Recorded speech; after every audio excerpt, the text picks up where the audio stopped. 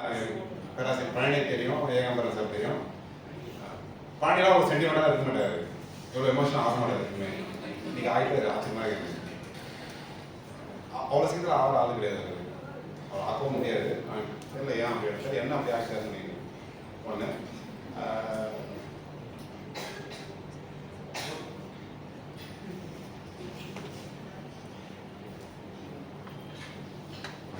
நாடகத்தோட சொற்பொழிவு, ஒரு நாடக அறிஞர் கலைஞர்கள்லாம் பார்க்கறதாலும் ஒரு சந்தோஷம் இருந்த சபை இருக்குது. எனக்கு தெரியும் இந்த சபை எப்படின்னு, எந்த மனதில் இருக்குன்னு தெரியும். நான் எம்ஏ படிக்கும் பொழுது இந்த சபை ஜோதிராணி அவர்கள் வருக, வணக்கம். அரசு கல்லூரியிலிருந்து சிறப்பு சொற்பொழிவு கூப்பிடுவாங்க. நாங்கள் என்ன பண்ணி அப்போ வந்திருக்கோம். ஒரு சின்ன ஒரு நமக்குள்ள அந்த மாணவ பருவத்துக்கு உரிய எனக்கு இருக்கும். கவர்மெண்ட் காலேஜ் இருக்கவங்க வெறும் நோட்ஸ் தான் படிப்பாங்க, சிலபஸ் மாதிரி கம்மியாக தான் இருக்கும். ஒரு மாதிரி ஒரு ஆழமான வாசிப்பு இருக்காது. இவங்க வந்து எப்படின்னா பேசப்படுறாங்க, என்ன இருக்கிறாங்க, ஒரு மாதிரி மனதில் உட்காந்து பார்த்துருக்கோம். நான் எம்ஏ அங்கே படிக்கும்போது இப்போ நான் அரசு கல்வியில் வந்திருக்கேன். நான் தீடும் நன்றம் வந்துச்சு. ஸோ என்ன நினச்சனோ அங்கே என்ன மாதிரி நினச்சிங்கன்னா கண்டிப்பாக அங்கே இருப்பீங்க இருக்கணும். ஒருவேளை அந்த நபருக்கு நான் பேசுறதுக்கு கம்மியாச்சுன்னா இந்த சொற்பொழிவு ஓரளவுக்கு சரியாக இருக்குன்னு நினைக்கிறேன் உடனே. அப்புறம் எனக்கு என் வீட்டுக்கு வரதுக்கு நான் ஏன் யோசிக்கணும், ஏன் பெருசாக திட்டமிடணும். நான் வளர்ந்த இடம், நான் உழந்த இடம், நான் விளையாட இடம், அப்புறம் நான் இருந்த இடம், நான் எதுக்கு இதெல்லாம் யோசிக்கணும். நம்ம இவ்வளோ ஃபார்மாலிட்டிஸ் நம்ம இதெல்லாம் யோசிக்கணும். எனக்கு என்னோட இடம், நான் ஒவ்வொரு செடியும் ஒவ்வொரு கல்லும் ஒவ்வொரு இடமும் என் கூட வாழ்ந்துருக்கு, என் கூட இருக்குது. ஒரு மாஸ்டர்லேயே இருக்குது அந்த ஃபீல்டு. அப்படியே ஒரு மகிழ்ச்சி, அவ்வளோதான். நம்ம இது என்னுடைய அனுபவத்தை பகிர்ந்துக்கிறேன், அறிவு பகிர்ந்துக்கிறேன், நாடகத்தை பற்றி நம்ம விசாரமாக பேச போகிறோம், அதில் ஆய்வு செய்ய போகிறோம்லாம் மீறி ஒரு மனித உறவுகள் திரும்ப வந்து நமக்கு பழகப்பட்ட ஒத்த சிந்தனை உள்ள மரபோடு திரும்ப வந்து நமக்குள்ள ஒரு உருவாடுறது அவர்தான் வாழ்க்கை. இதோட என்ன வேணும். ஓ ரியலி ஐ எம் பிளஸ்டு, நான் கொடுத்து வச்சிருக்கேன். நன்றி.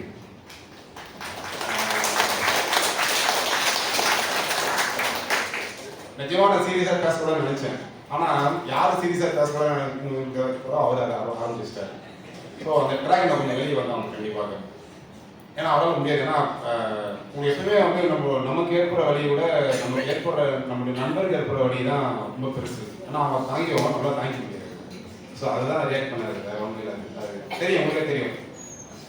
நம்ம தாங்கிக்கலாம், ஆனால் நம்ம தாங்கி போனான்றதுல ஒரு பெரிய யோசிக்கிறோம். நம்ம நம்பி இருக்கிறவங்க தாங்குவோம், அந்த பிரச்சனை தான் வருது. ஏகாம்பரம் சார் ரொம்ப அழகாக சொன்னார்.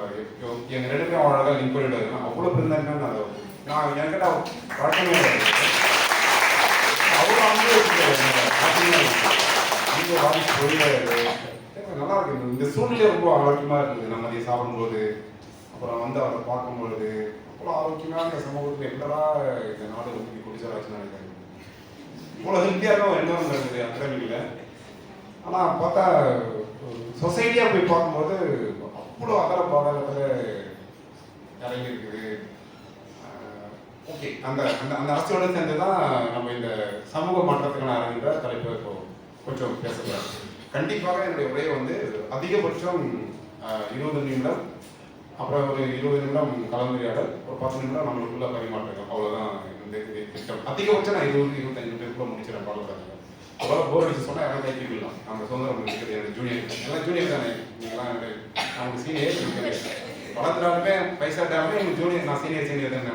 எனக்கு அந்த பழனியெல்லாம் வரும் தானே. எனக்கு அந்த வெளியே உட்காந்து போனதெல்லாம் தெரியும், ஞாபகம் வரும். ஸோ என்னுடைய ஜூனியர்ஸ் தான் நீங்கள். நம்ம ரொம்ப மனசு விட்டு பேசிக்கலாம், ரொம்ப மனசு விட்டு பேசிக்கலாம். ஓகே, சும்மா நாடகத்தில் நான் சொல்கிறது, எப்பொருள் யாரார வைக்கணும் அப்பொருள் மெய்ப்பொருள் காண்பது அறிவு. அதனால அறிவு எங்கே பார்த்தாலும் அறிவுன்னு சொல்கிறாங்க. அப்போ மெய்ப்பொருள் காண்பது அறிவுன்னு சொல்கிறாங்களே, அதை திரும்ப நான் எல்லா பயிற்சியிலும் நான் சிந்திக்க வேண்டியது. ஒரு கதை இருக்குது, அதை ஏன்னா இது கண்டினியூ பண்ண அதை முடிச்சிடறாங்க. ஒரு கதை சமூக நீதி, அதான் சோசியல் ஜஸ்டிஸ் பேசும்போது நம்ம வயசானவங்க நம்ம வீட்டில் இருக்கிறவங்க மாரல் கதை சொல்லுவாங்க. அகாடமியில் அந்த கதை சொல்லுவாங்க. என்னென்னா நீதி சொல்லும்பொழுது எப்படி இருக்கணும் அப்படின்றத பற்றி ஒரு கதை சொல்லுவாங்க. சின்ன ஒரு கதை சொல்லுவாங்க. 2 லைன்ல. ஒருத்தன் ஒரு காது அறுபட்டு ரத்தத்தோடு வழி பதத்து துடிச்சுக்குடிய வந்து என் காதை அறுத்துட்டான்னு சொல்லி ஒருத்தர் நீதி கேட்டான்னா உடனே அவனுக்கு நீதி சொல்லாதீங்க. ஏன்னா நீ நீதி சொல்ல வேண்டிய அவசரப்படாதீங்க. அடுத்து வரவனுடைய காது 2 காதும் அறுபட்டு இருக்கலாம். அதனால ஒரு காது அறுபட்டு ரத்தத்தை பார்த்து எமோஷன் ஆகி கட்சி எடுத்து கவலை எடுத்து சண்டை போட்டு நீதி வழங்கி பண்ணாதீங்க அப்படின்னு ஒரு சமூக நீதி ஒரு சின்ன கதை இருக்கு. நம்ம பல்கலைக்கழகத்தை பொறுத்த வரைக்கும் நான் 2ஆம் நபர் 2 காதும் அறுபட்டு வந்தவன். நான் இப்போ என்ன ஆச்சுன்னா நான் 2 காதும் அறுபட்டு வந்த உடனே எல்லா ஃபைலும் க்ளோஸ் பண்ணிட்டாங்க. ஏன்னா ஒரு காது அறுபட்டவர்கள் நியாய நீதியெல்லாம் முடிஞ்சிச்சாமோ அவங்களே முடிச்சுட்டு இப்போ யார்கிட்ட போய் கேட்ப நீதி யார்கிட்ட போய் சொல்லுவாங்க எங்க இருக்கும் அவ்வளோதான் எல்லாம் முடிஞ்சிச்சு. ஏன்னா உங்க சமூகம் இந்த சட்டம் இந்த நீதிகள் எல்லாமே வந்து அந்த முதலோட முடிஞ்சது இல்லை. அதை அப்படிதான் நம்ம வாழ்க்கையை புரிஞ்சு வச்சிருக்கோம். அப்போ இந்த 2 காலம் மறுபட்டவனுடைய ஒரு பர்சன் ஒரு நபர் நானும் இல்லை அமைதியரசு மட்டுமே இல்லை ஒருத்தன் சமூகத்தை திரும்பி போய் எங்கே போவாம அந்த வழியை எங்கே போய் ஆற்றுவான் யார்கிட்ட போய் சொல்லுவான் அதை எப்படி அவனுக்கு மருந்து போட்டுவான் அதுலேருந்து எப்படி விடுபடுவான் அது திருப்பி எப்படி அறுக்க போகிறான் அதை அதுக்காக விட்டு போகிறானா மன்னிக்க போகிறானா இப்போ விஷயம் இருக்குது. நீங்கள் சொல்கிற ஒவ்வொரு சமூக மாற்றமும் அதில் தான் நிகழ்வுது. அப்படிதான் ஒவ்வொரு நபருமே நம்ம எல்லாருமே 2 காலமும் அறுபட்டவர்கள். நம்ம எல்லாருமே ஏதோ ஒரு வகையில் 2 காலம் அறுபட்டவர்கள் தான். நம்ம யார்கிட்ட போய் கேட்கறது யார்கிட்ட கேட்கறது எல்லாம் அந்த அவங்களுடைய நீதிகளும் அவங்களுடைய நியாயங்களும் அவங்களுடைய கோட்பாடுகளும் அதிலே முதல்ல முடிஞ்சுட்டு எல்லாமே. அப்போ அது பேர் நீங்கள் டிப்ரெஷன்றீங்க ஒடுக்கப்படணுன்றீங்க அல்லது வந்து சபால்டன்றீங்க நிறைய பேர்லாம் வைக்கிறீங்க. அவ்வளோ ரொம்ப தேரியாக பேசலாம் நம்ம ரொம்ப தேரியாக போக வேண்டாம். அப்போது எனக்கு அந்த பர்சன் அந்த நபர் அவருடைய இயக்கம் ஏற்கனவே எனக்கு ஒரு தெரிந்த வடிவம் இருந்ததுனால ஒரு ஆர்ட் ஃபார்ம் இருந்ததுனால அது ஒரு டூலாக எடுக்கிறேன். நான் நாடகத்தை ஒரு டூலாக எடுக்கிறேன். எனக்கு நானே மருந்து போட்டுக்கிறேன் அப்படின்னா நாடகம் எப்படி பயனாகும் அப்படின்னா அது நடக்குது சாத்தியமா? ஏற்கனவே நம்ம பல்கலைக்கழகத்தில் வந்து அறிவு சார்ந்த நாடகங்கள் புரட்சியான நாடகங்கள் பெண்ணியங்கள் இலக்கியம் மார்க்சியம் பெரிய பேச்சு நம்ம நிறைய சபையில் போய் நாடகம் போட்டு கைத்தட்டு வாங்கி ப்ரைஸ் வாங்கி சர்டிஃபிகேட் வாங்கி அப்படி ஒரு வாரம் சுற்றின்றதுலாம் இதெல்லாம் தாண்டி ஒரு நிஜ வாழ்க்கை ஒன்று வந்துச்சு. நம்மளோட நிஜம் ஒன்று வேற ஒரு நிஜமாக இருக்குது. நம்மளோட ரியாலிட்டி பசிக்கும் வலிக்கும் பயம் வரும். இதெல்லாம் என்ன பண்ணுவீங்க? எந்த தேவையில் எந்த புகழுக்கு பார்ப்பீங்க? அதெல்லாம்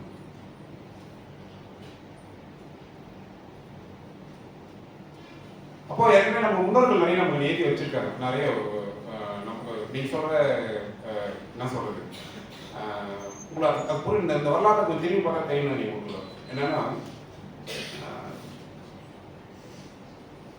காலம் முழுக்குமே வந்து இந்த மனித சமூகத்தை வந்து மயக்க நிலையிலும் செயற்கை நிலையிலும் ஒரு மாதிரி ஒரு விதமான ஒரு மாயிலே வச்சிருக்காங்க. காலம் முழுக்குமே உங்களுக்கு அந்த வரலாறு தெரியும். அடிமை சமூகம்ன்ற பேச்சு வேணாம். மன்னர் ஆட்சி இடத்துல அதுக்கு முன்னாடி வந்து எல்லா மக்களுமே வந்து அடிமைக்குள்ள மோத விட்டு விளையாடிட்டு இருக்கு. இந்த காலம் உங்களுக்கு தெரியும். அடிமைக்குள்ளேயே மோத விட்டுட்டு நம்மளை மயக்க வச்சிருந்தாங்க. அவங்க நம்ம அடிமையிலே சண்டை போட்டு பார்ப்பானுங்க, நம்ம வெடிக்கு பார்ப்பாங்க, அடிச்சுக்குவாங்க, வெட்டிக்குவாங்க, கை வெட்டுவாங்க, தலையை வெட்டுவாங்க. அப்படியே நம்ம எல்லாம் கை தட்டணும், எல்லாம் கைத்தறி சிரிச்சோம். மன்னர்கள் ஒரு பக்கம் உட்காந்துருப்பாங்க, மக்கள் ஒரு பக்கம் உட்காந்துருப்பாங்க, அடிப்போம்.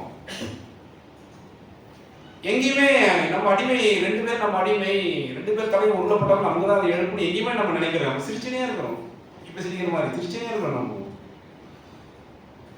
ஐயோ அவன் தலை வெட்டப்பட்டு என் தலை தானே, அது அவனுடைய கால் வெட்டப்பட்டு என் கால் தானே, அது ரத்தம் என்னோட ரத்தமாச்சு.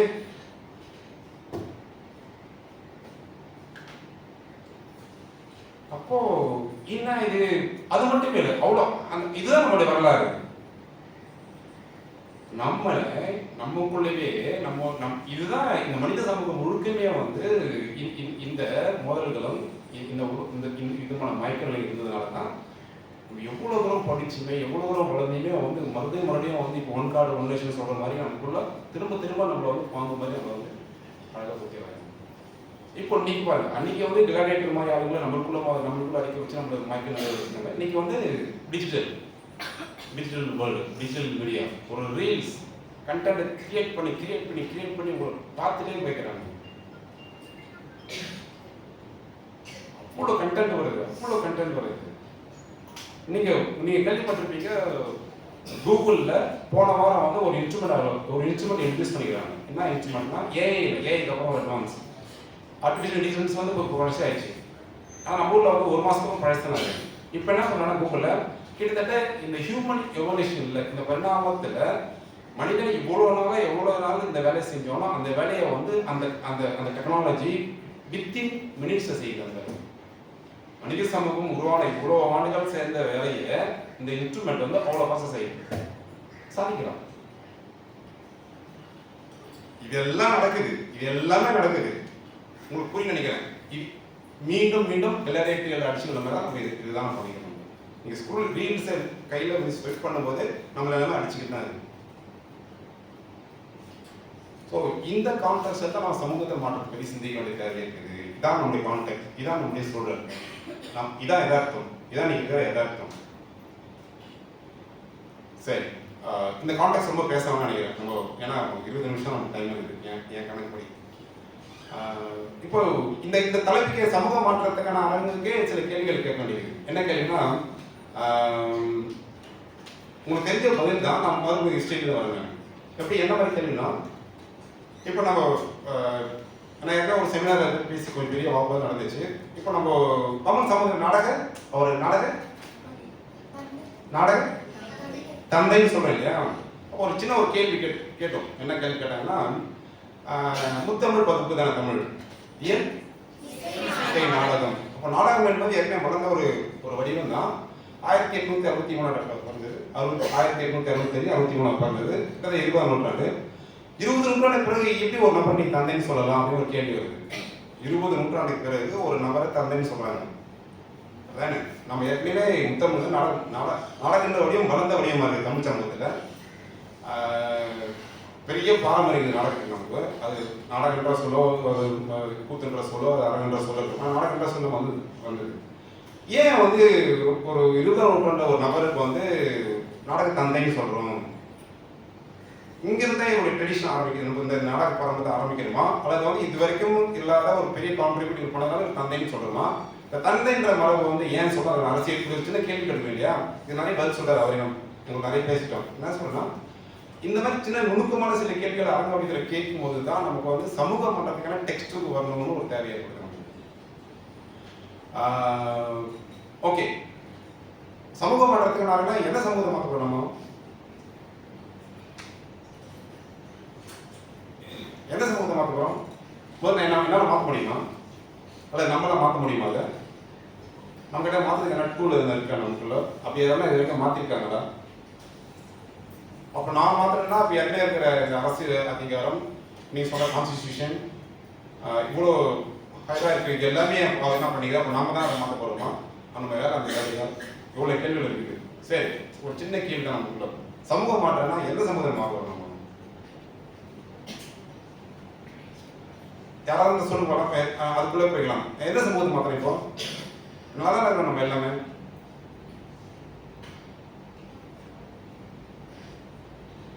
சரி, சமூகத்தை மாற்றமா மாற்றக்கூடாதா? எந்த சமூகத்தை?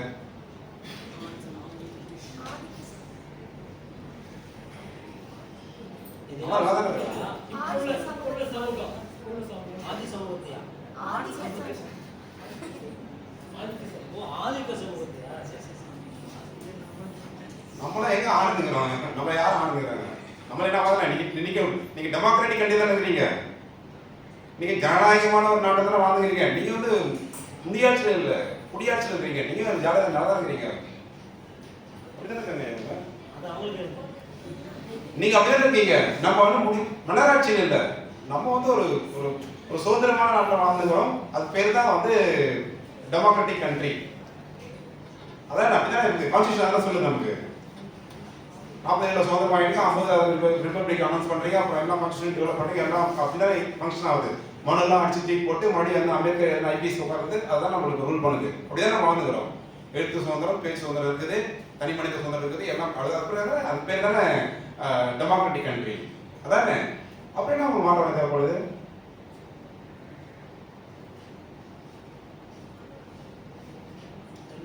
சொல்லுங்க. ஒரு மனிதர் ஒரு வடை கூட கிடைக்காம பிச்சை எடுத்துட்டான். அந்த ஸோ அவருக்கு தேவை இப்போ வந்து பிச்சைக்கார சமூகத்தை மாற்றணும். குட், வெரி குட், கை தட்டுங்க. அவருக்கு அதான் தேவை. சரிதான்.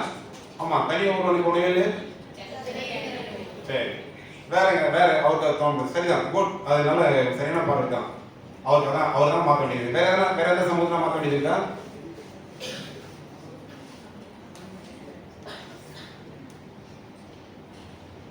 ஓகே, இப்போ நான் இன்னொரு கதை சொல்றேன் உங்களுக்கு. அந்த டிஸ்கஸ் போயிடலாம். என்ன கதைன்னா,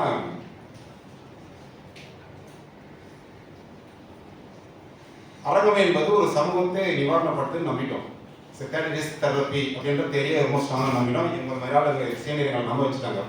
ஸோ நாங்களும் அதை நம்பிட்டோம். அதாவது என்ன சிரிக்கிறாங்க இல்லை, அப்படி நம்ப வச்சுட்டாங்க எங்களை. தேட்டர் வந்து தெரப்பி, இது வந்து ஒரு மனித மனத்தை, மனித ஒழுக்கத்தை ஒரு நிவாரணப்படுத்து, சரிப்படுத்துது அப்படின்னு நம்ப வச்சுட்டாங்க. அது உண்மையும் கூட. ஆனால் உலகம் முழுக்க சிலர் நம்புறாங்க. அது நானும் அது கொஞ்சம் நம்புறேன் கொஞ்சம். அது தேட்டரிஸ் தெரப்பி நம்ம அது வந்து ஒரு நிவாரண சிகிச்சை. எப்படி ஒரு நோய்க்கு எப்படி மருந்து குணமாக்குதோ அந்த மாதிரி வந்து மனித அந்த ஒழுக்கத்தை, மனித வினிமயத்தை வந்து இது வந்து குணமாக்குது நம்புறாங்க. அது நடந்து இருக்குது. அது கேட்டா பிஹேவியரல் சேஞ்சஸ் தேட்டரில் நடக்குதுன்னு சொல்றாங்க. அது ஒன்று என்னன்னா, அவங்க என்ன பண்றாங்கன்னா, இது வந்து ஒரு தியேட்டர் தெரப்பின்ற விஷயம் எடுத்துக்கும் பொழுது, நாங்கள் இது போன ஒரு நாடகமாக்கும் போது தியேட்டர் தெரப்பின்ற தேரியை வந்து எப்படி அப்ளை பண்ணலாம்னு சொல்லும்போது, சமூக மாற்றத்துக்கான அரங்கா இதை வடிவமைக்கணும், ஒரு முயற்சி எடுக்கணும். சரி, யாரா பார்த்தா போய் ஒன்றும் பிரச்சனை இல்லை, அதெல்லாம் ஒன்றும் இல்லை. ஆனால் ஏன்னா டைம் ஆகுது அவங்களுக்கு. ரைட், அது தெரியுது. ஆமாம் ஆமாம் ஆமாம், வேற வழியெல்லாம் போகிறாங்க, அவங்க பசங்களை தான் போகிறாங்க. உண்மைதாங்க. சரி, இப்போ நாடக வடிவத்தை பிரதியாக்கும் பொழுது அல்லது நாடகத்தை வந்து ஆக்டிவேட் பண்ணும்பொழுது நாடகம் போடணும்னு முடிவு பண்ணுறோம். யாருக்காக நாடகம் போடணும்னு முடிவு பண்ணுறோம், என்ன தலைப்பு எடுக்கணும்னு முடிவு பண்ணுறோம், யாரை வச்சு இருக்கணும்னு முடிவு பண்ண பிறகு அப்போ ஒரு கேள்வி வருது. வெறுமனே நாடகம் என்பது ஒரு மகிழ்வூட்டம் வடிவம் மட்டும் இல்லாமல் அது சமூகத்தை பிரதிபலிக்குது. அந்த சமூகத்தை அங்கமாக நிகழ்த்தும் போது சில வரலாற்று விஷயங்களை கையில் எடுத்து அதை பிரதியாக்கணும்னு முடிவு பண்ணுறோம். நான் சமூக மாற்றத்தை நாடகம்னு சொல்லுவார் அந்த கதையில். இப்போ நான் கதைக்கு வரேன். இதுதான் பேஸ் தியரி. இப்போ நான் வந்து ஒரு ஊரில் ஒரு தியேட்டர் ஒர்க் ஷாப் பண்ணுறோம். அவர் பேராசிரியர் அவருக்கு தெரியும். வந்து அவர் ஊரில் தான் அந்த முதல் முறை இல்லை, ரெண்டாவது முறை ஊரில் இருந்தார். அப்போ அந்த ஊரில் இருந்தார். அப்போ நாங்கள் என்ன பண்ணுறோம், ஒரு 10 நாள் வந்து அரங்க பயிற்சி உருவாக்குறோம். அதுக்கு முன்னாடி எனக்கு வந்து நான் சொன்னேன் இல்லையா, வந்து 2 கால் நடந்து போட்டுக்கணும். அந்த மாதிரி வந்து நான் என்னால் கால் ஒழுங்காக நடக்க முடியாது, கையில் ஸ்டிக் வச்சு கொண்டா நடந்துட்டேன். அப்போது கொஞ்சம் தியேட்டர் பண்ணலாம், எனக்கு கொஞ்சம் ஃப்ரீயாக எனக்கு தெரிஞ்சது அதான் நாடகம் தெரியும். ஒரு வாரம் கொஞ்சம் நாடகம் பண்ணியிருந்தேன். அப்போது சில நாடகம்லாம் பார்த்துட்டு அப்போ ஒரு விஷயம் எமர்ஜி ஆகுது. 2000ல் தமிழ்நாட்டில் ஒரு விஷயம் எமர்ஜி ஆகுது. ஏகாம்பரம் ஸ்மைலில் வரலாற்றில் முக்கியமான நிகழ்ச்சி சொல்லுங்க. அது என்ன விஷயம் எமர்ஜினா, ஓவியர் சந்துரு, சிவகாமி, நிகழ்ராய்க்கன், பிரதிபா ஜெயிச்சுனா, இப்போ நான் பேராசிரியர் பணியாக இருந்தார். அவர் அப்போ அதுக்குள்ள ஒரு ப்ராஜெக்ட் இருந்தார். அதனால் ஒரு ஆலோசனை மட்டும் இருந்தார். தமிழக அளவில் என்ன பண்ணுறாங்க, ஒரு கலைஞர் பேரவை, அதாவது தென்னிந்திய தலித் எழுத்தாளர் கலைஞர் மற்றும் பேரவைன்னு உருவாக்குறாங்க. அப்போது ஃபைன் ஆர்ட்டு, தியேட்டர், லிட்ரேச்சர் 3 இங்கே பிடிக்கிறாங்க. அப்போ எனக்கு வந்து தியேட்டர் கொடுக்குறாங்க, நாடக வைக்க எனக்கு கொடுக்குறாங்க. இப்போ என்ன நோக்கம்னா, தமிழ்நாடு முழுக்க வந்து ஒரு அரங்க நிர்மாணத்தை கட்டமைச்சு அதை பரவலாக்கம் செய்யணும்.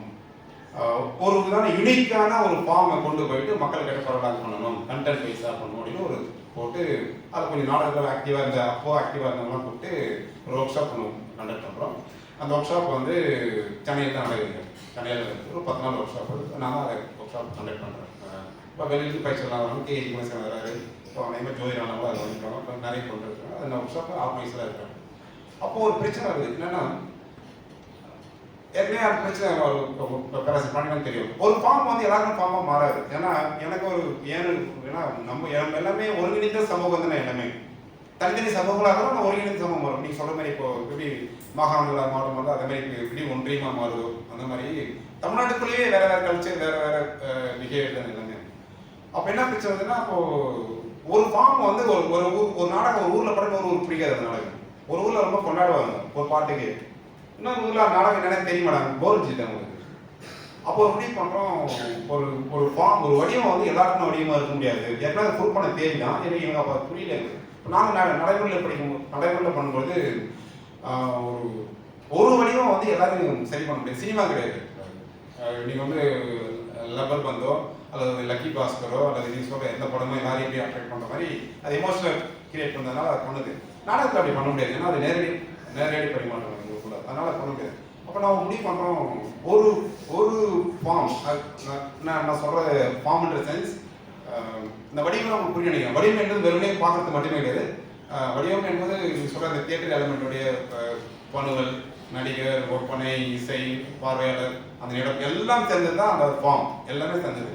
அப்போ என்ன முடிவு பண்ணுறோம்னாக்கா, ஒரே மாதிரியான வடிவம் வந்து எல்லா இடத்துலையும் கொண்டு போக முடியாது அப்படின்னு ஒரு முடிவு வரும். அப்போ நாங்கள் வந்து ஆரணி பக்கத்தில் ஒரு ஊரில் வந்து ஒர்க் ஷாப் பண்ணும்போது சரி நாடகம் வந்து முடிவு பண்ணுறோம், என்ன கண்டென்ட் இருக்குது. அப்போ என் கிராமத்தில் ரொம்ப நாளாக ஒரு பிரச்சனை இருக்குது. என்ன பிரச்சனை இருக்குன்னா, உங்களுக்கு தெரியும் தொண்டை மண்டலத்தில் தமிழகத்தில் நிறைய ஊரில் வந்து சாதி ரீதியாக நிறைய உட்படுதல், சாதி பிரச்சனை உங்களுக்கு தெரியும். அப்போது ரெண்டு சாதிக்குள்ள பெரிய சண்டை நடந்து ஒரு திருவிழா செய்யாமல் இருந்தாங்க. ஒரு 20 ஆண்டுகளாக திருவிழா செய்யாமல் இருந்தாங்க ஊரில். திருவிழா செய்யாமல் இருந்தாங்க ஊரில். இடையில ஏதாவது ஊரில் பெரிய பிரச்சனை வந்ததுன்னா, திருவிழா செய்யாதனால நம்ம ஊரில் வந்து ஏதோ பிரச்சனை வந்துச்சுன்னு சொல்லி சாமிக்கு பயந்துருந்தாங்க மக்கள். குறிப்பாக அந்த சாமி பேர் பொன்னியம்மன் சாமி. அதெல்லாம் நீ யாரும் இன்டர்வியூவில் படிச்சுன்னு நினைக்கிறேன். இல்லை அது சும்மா அந்த கதை சின்ன சிப்பாக சொல்லிடுறாங்க.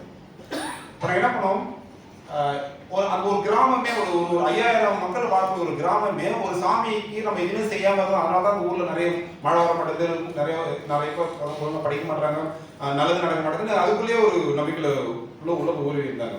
அப்ப எங்களுக்கு என்ன பண்ணுறோம், அப்ப இந்த சாமி இந்த கதையை நம்ம பண்ணல எடுக்கலாம், இதை கொஞ்சம் சரி பண்ணலாம், நம்ம தான் நாடகத்தை நிவாரணம்னு சொல்றோம் சொல்லிட்டு நாங்கள் என்ன பண்ணோம், அந்த பொன்னியம்மன்ற சாமியோட கதையே நாடகமாக்கி நிகழ்த்தணும். அது நான் என்ன டூல் பண்ணேன்னா, அந்த கதையை அப்படியே எடுக்காம கதைக்கு ஒரு ரிசர்ச், அது சரி மக்கள் சொல்ற ஒரு கதை. இப்படி உங்க பேராசிரியர் ஒரு புத்தகம் போடுறாரு, இப்போ குறைந்த ஒரு புத்தகம் போடுறீங்களா, கிட்டத்தட்ட அந்த சென்ஸ், அந்த அதோட ஒரு சின்ன ஒன்லைன் நாங்கள் எடுத்தோம். அப்படின்னா கண்டிப்பாக பொன்னியம்மன் வந்து பொன்னியம்மன் இல்லாது இப்போ எல்லா ஊர்லேயுமே பெண் தெய்வங்கள் வந்து ஒன்றும் பாதி 12 தெய்வங்கள் இருக்கும், அப்படின்னா குலப்புரியிலாங்க. இதான் அவங்களோட வரலாறு. அப்போ நாங்கள் என்ன பண்ணுறோம், பொன்னியம்மன் வந்து பொன்னியை வந்து ஒரு ஒடுக்கப்பட்ட சமூகத்தில் ஒரு பையனை வந்து திருமணம் பண்ணதுனால அவள் சாகரிக்க போகிறோம். பின்னாடி அவங்க வந்து அதை தெய்வமாக்குறாங்க, கதையை மாற்றுறோம். அந்த கதையை நிகழ்த்தி காட்டுறோம்.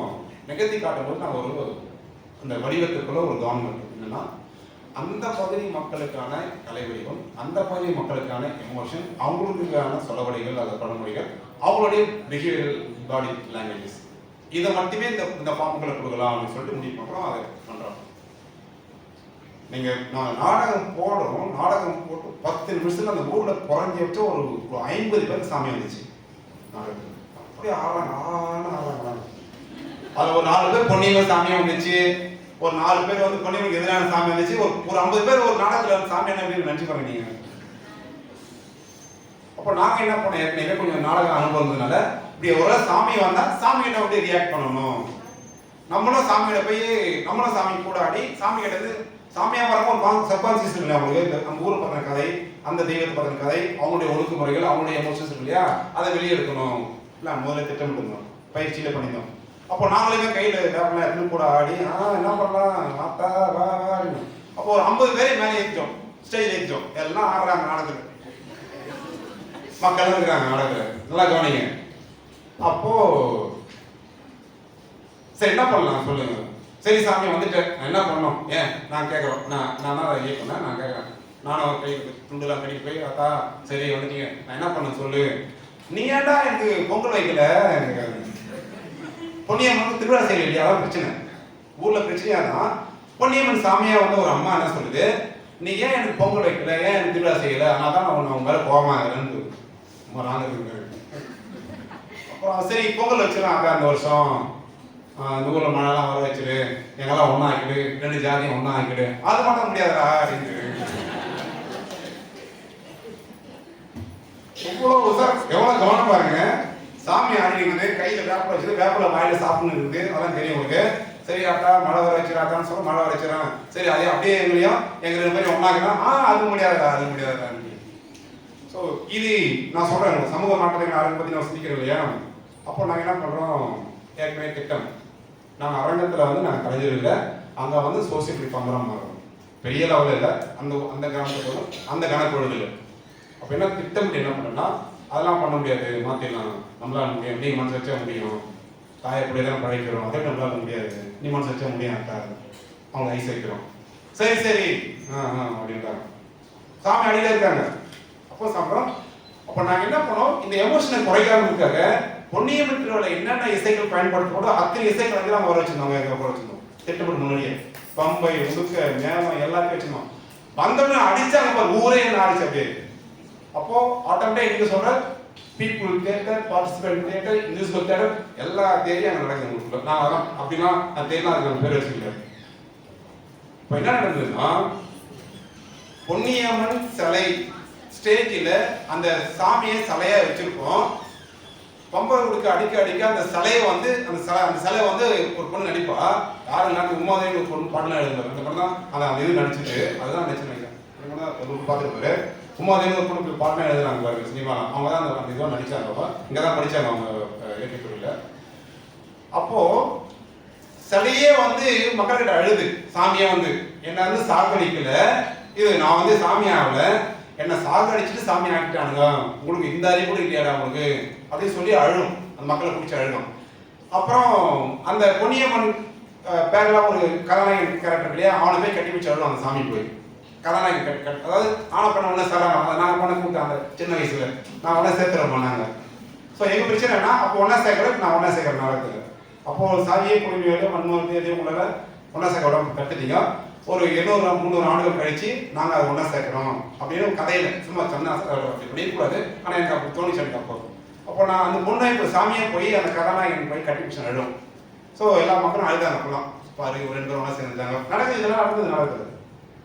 அப்புறம் நாடகம் முடிஞ்சுது. நாடகம் முடிஞ்ச உடனே அப்புறம் கடைசியாக வந்து நான் நாடகம் என்ன பண்ணோம், சரி சாமிலாம் அப்படியே போய் செட்டில் ஆகுது. மறுபடியும் நாடகம் நேரம் பிரேக் வந்து நாடகம் ஆரம்பித்தோம்.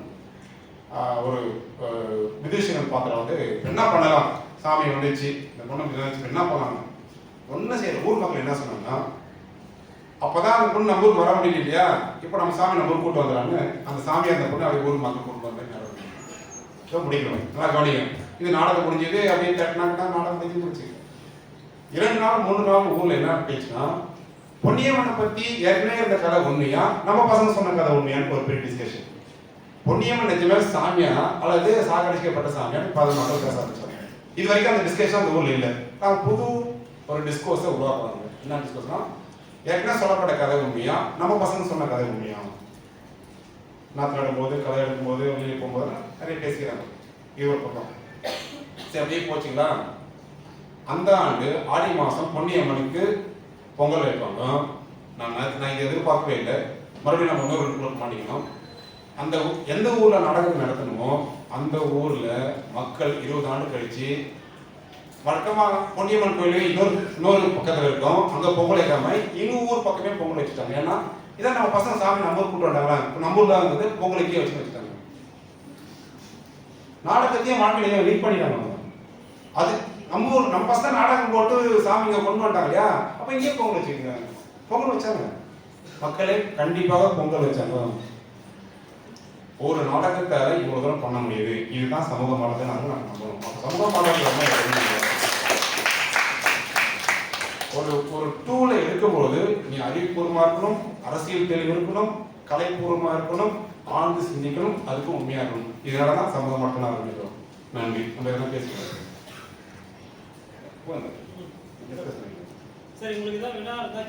நான் ரொம்ப தேர்டிக்கா போய் வேணாம். போதும், இந்த நிமிஷம் போதும். நம்ம இது எல்லாம் பேசுகிறேன். டைம் கரெக்டாக வச்சுக்கோங்க.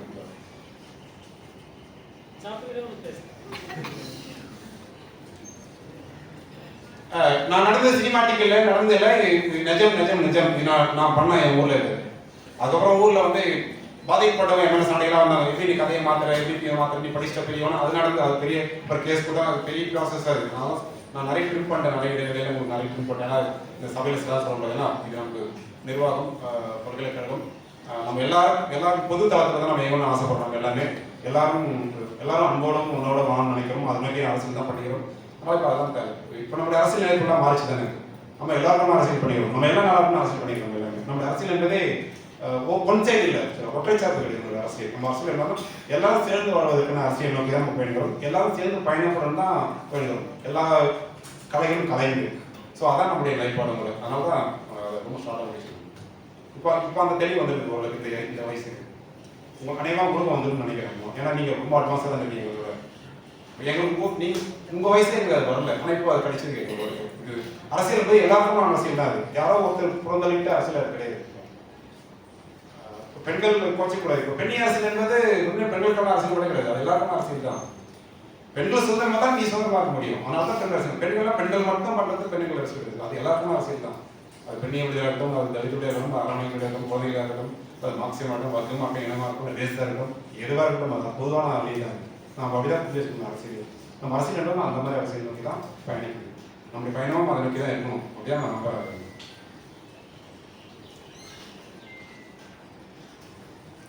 உங்களுக்கு கதை சொல்லி இவர் தான் எமோஷனல். எனக்கு ஆக்சுவலாக நான் பேச வேண்டியது வந்து நிறைய பிட்டுலாம் அடிச்சுட்டு நான் வேறு தேரிங்களா பேசணும்னு வச்சுக்கலாம் இருக்கேன்.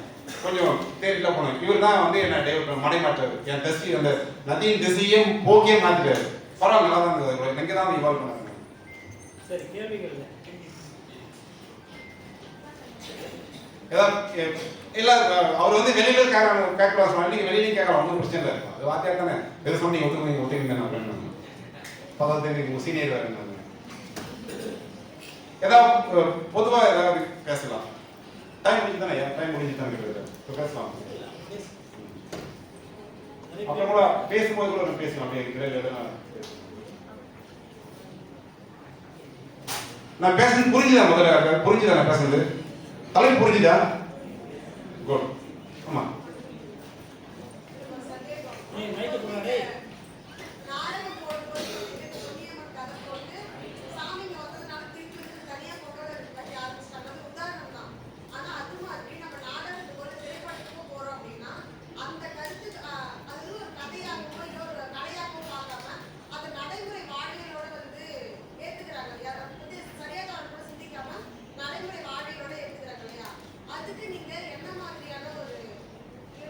சூப்பர், அருமையான கேள்வி. அவங்க என்ன சொல்றாங்கன்னா ரியாலிட்டி அவங்க அது சரியா அது அப்படியே ஏத்துக்கணுமா ஏத்துக்கூடாதான்னு கேட்கறீங்களா? அது அப்படியே எதுக்கு சரியா தவறா, எதுக்கு சரியா தவறான்னு கேட்கறீங்களா?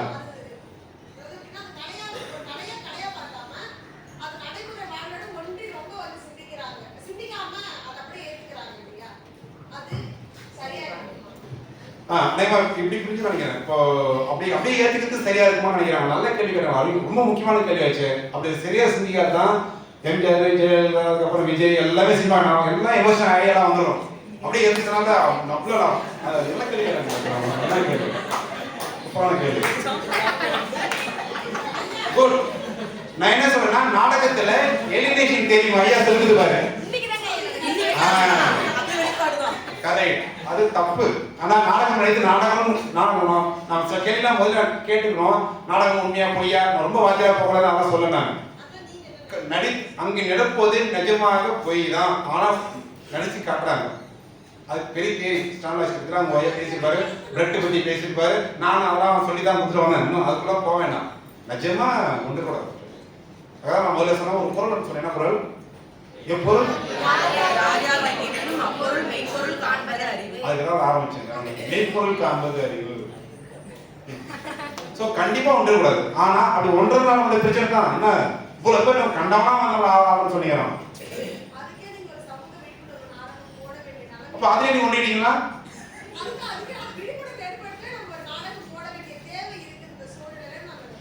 அதுக்குதான் நான் சொல்றேன். குட், நல்லா அருமையான விஷயமா. அதுதான் நான் சொன்னோம். தியேட்டர் வந்து ஒரு தெரப்பி.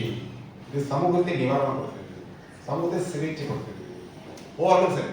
தேட்டர் மட்டும் கிடையாது, எல்லா கலைவடிகளும் அப்படி அதை அந்த வேலையை வச்சிருக்கு. ஆக்சுவலா நீ இலக்கியமா இருக்கட்டும், ஓவியமா இருக்கட்டும், எந்த ஒரு ஆர்ட் ஃபார்முமே வந்து வலி நிவாரணம் தான் அந்த ஆர்ட் ஃபார்ம் எல்லாமே. புரியுதுமா?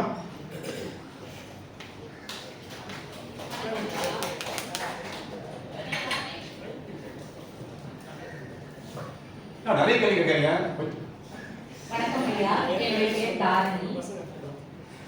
இப்போ நீங்க போட்ட நாடகம் பொன்னியம்மன் கதையிலே வந்து நீங்க போட்டதுக்கும் அங்க அந்த சூழல்ல இருந்த கதைக்கும் மாறுபாடு இருந்ததுன்னு சொல்றீங்க.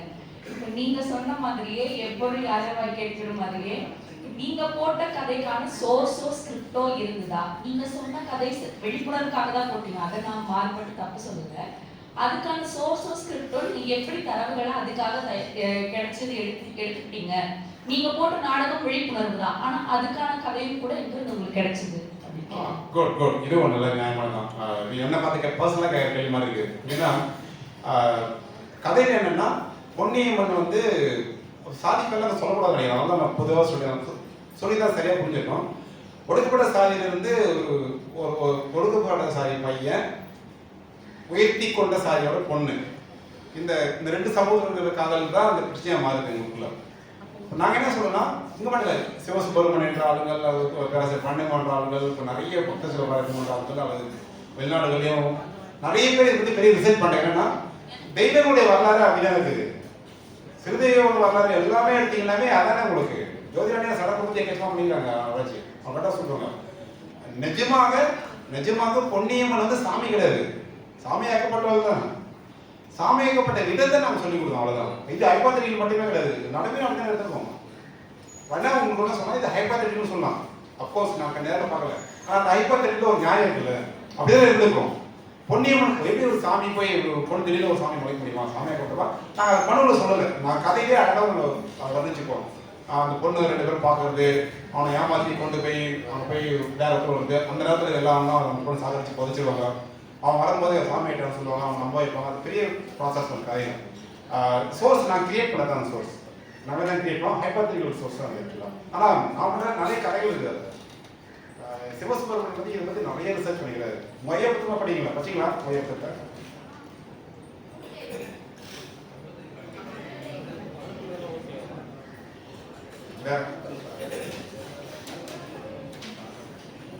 நீங்க நாடகத்தை பத்தி என்ன கேட்கலாம்.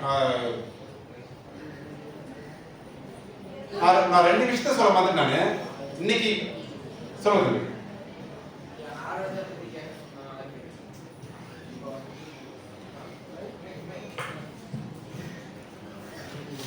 இப்போ வந்து பார்த்தீங்கன்னா நிறைய கலைகள்லாம் இருக்கு, மிருதங்கம், பரதநாட்டியம். அதுக்கு வந்து பார்த்தீங்கன்னா எல்லா கவின்கலை பல்கலைக்கழகத்துலையும் வந்து பார்த்தீங்கன்னா மாணவர்களை வந்து பகுதி நேரமாக அழைச்சி வந்து பயிற்சி கொடுக்குறாங்க. அது மாணவர்களோட எண்ணிக்கையே அதிகமாக இருக்கு. இந்த இசை நாடகம் வந்து நான் கேள்விப்பட்ட வரைக்கும் வந்ததுன்னா, முன்னாடி மரபுல வந்து பார்த்தீங்கன்னா கேள்வி ஞானம் மட்டும்தான், கேட்பாங்க, பாடுவாங்க. அது என்ன ராகம் எதுன்னு கேட்டாலும் சொல்ல மாட்டாங்க. ஆனால் ஒரு ராஜ நடிகர் மேடையில போய் அந்த ராஜாவே எப்படி கடந்து நேரில் வந்தாங்கன்னா அது மாதிரி நல்ல ஒரு அழகா நடிப்பாங்க. ஆனா இப்ப வந்து பாத்தீங்கன்னா அடையார் இசைக்கல்லூரியில் வந்து முதல் முறையா ஆரம்பிச்சிருக்காங்க. அடையார் இசைக்கல்லூரி இசை நாடகம் வந்து முதல் முறையா ஆரம்பிச்சிருக்காங்க. அதுல ஆனா மாணவர்கள் வந்து பதிவு பண்ணது 15 பேர். ஆனா இப்ப தொடர்ந்து வகுப்புக்கு போட்டு நான் உட்பட சேர்ந்து 4 பேர் தான் போறோம். இதை பத்தி நீங்க என்ன நினைக்கிறீங்க? ஏன்னா அந்த கலை வந்து நீங்க சொன்ன மாதிரி நீங்க வந்து அங்க பொன்னியம்மன் கூட இதாயிடுச்சு. இப்ப இங்க இருக்க மாணவர்கள்லாம் சேர்ந்து அது மாதிரி ஒரு பயிற்சி எடுத்து பொன்னியம்மன் மாதிரி வேற ஏதாவது ஒரு போட்டாங்க அந்த சமூகத்தை வந்து மாற்றுறதுக்கான அரங்கமா இருக்குது. அதை பத்தி நீங்க என்ன நினைக்கிறீங்க? பொன்னியம்மன் ஒரு சாம்பிள் தான். நானே வந்து எப்படி இந்த சபையில சொல்லலாமான்னு தெரியல. நான் வந்து இது வரைக்கும் என்னுடைய பர்சனல் நான் சொல்றேன் அகாடமிக்காக எந்த நாடகம் போட்டதே கிடையாது. ஆனால் தொடர்ந்து நாடகத்தை இயக்கிறேன், நாடகத்தை படிக்கிறேன், நாடகத்தை ப்ராக்டிஸ் பண்ணுறேன். நான் ப்ராக்டிஸ் பண்ணுறதுல புதுசாக டெக்னிக்கை நான் கிரியேட் பண்ணுறேன். அதுக்கான எல்லா டூலும் நான் கிரியேட் பண்ணிட்டே இருக்கிறேன். ஆனால் ஒன்று கூட வந்து நான் வந்து அகாடமிக் சார்ந்து பண்ணதே கிடையாது. எங்கே பிரச்சனை இருக்கிறதோ, நான் திருப்பூரில் வந்து ஒரு 5 ஆண்டுகள் இருந்தேன். திருப்பூரில் இருக்கிற சிறார் தொழிலாளர்கள், பாலியல் தொழிலாளர்கள், அந்த இருக்கிற தாய் தமிழ் பள்ளி, எங்கெல்லாம் சவால்கள் நீ சொல்கிற அந்த விளிம்புகளில் நீ சொல்கிற ஒடுக்குதல் எங்கெல்லாம் இருக்கிறதோ அங்கே போய் அந்த ஒர்க் பண்ணிக்கிறேன். நான் யாரும் வெளியே தெரியாது, நான் சொல்கிறதே கிடையாது, சொல்ல வேண்டிய தேவையில்லை. அது எனக்கு நானே பண்ணிக்கிற வேலை. என்னோட நிவாரணத்துக்கு என் மக்களுக்கு நான் போய் பண்ணுற வேலை. எனக்கு தெரிஞ்சு கொஞ்சம் தெரிஞ்ச விஷயம் அங்கே போய் ஷேர் பண்ணுறேன். இப்படி நிறைய பண்ணிகிட்டே தான் இருப்பாங்க. அப்புறம் 2வது அங்கே ஏன் வரலன்னா ஒன்றும் இல்லை, நீங்கள் அதை சொல்கிறதான மயக்கம் தான் நான் சொல்கிறேன். நான் திரும்ப சொல்லுவேன், நம்ம வரலாறு முழுக்க ஒரு மயக்கத்திலே இருக்கிறோம். நம்ம வரலாறு முழுக்க மயக்கத்திலே இருக்கிறோம். நம்ம ஒன்றும் இல்லை, அங்கே திரிஷா அட்மிஷன் ஆனால் எல்லாம் போயிடுவாங்க. அவன் நீ சொல்ல யாரும் அட்மிஷன் 1 வருஷம் கிளாஸ் பண்ணாலும் போயிடுவாங்க. இல்லை உங்கள் விஜய் அவங்க யாரா போய் அஜித்லாம் போய் ரிப்பன் விட்டாங்கன்னா போயிடுவாங்க பசங்க. இப்படிதான் நம்ம ஊர். அப்படிதானே அந்த மயக்கம் தானே பிரச்சனை பண்ண நமக்கு. அதான பிரச்சனையே. பெரிய பிரச்சனையை வந்து உங்களுக்கு பெரிய பெரிய இந்த மாயாஜாலங்கள் தானே உங்களுக்கு பெரிய விஷயமா இருக்கு வரைக்கும். அந்த மயக்கம் தானே பிரச்சனை. அந்த மயக்கம் தெளிவு தான் சொல்றாரு. ஏன்னா அந்த மயக்கத்தை அவங்க தெளிவ ஆக்க மாட்டாங்க.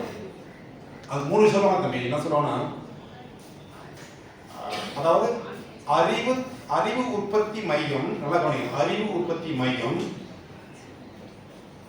நிலவியல் அரசியல், அதாவது ஆர்டிபிஷியல் இன்டெலிஜென்ஸ் சொல்ற மாதிரியான இன்டெலெக்சுவல் ப்ராப்பர்ட்டி, ஜியோ பாலிடிக்ஸ், இந்த பவருக்கான காம்படிஷன். நான் சொல்றது புரிய நினைக்கிறேன்.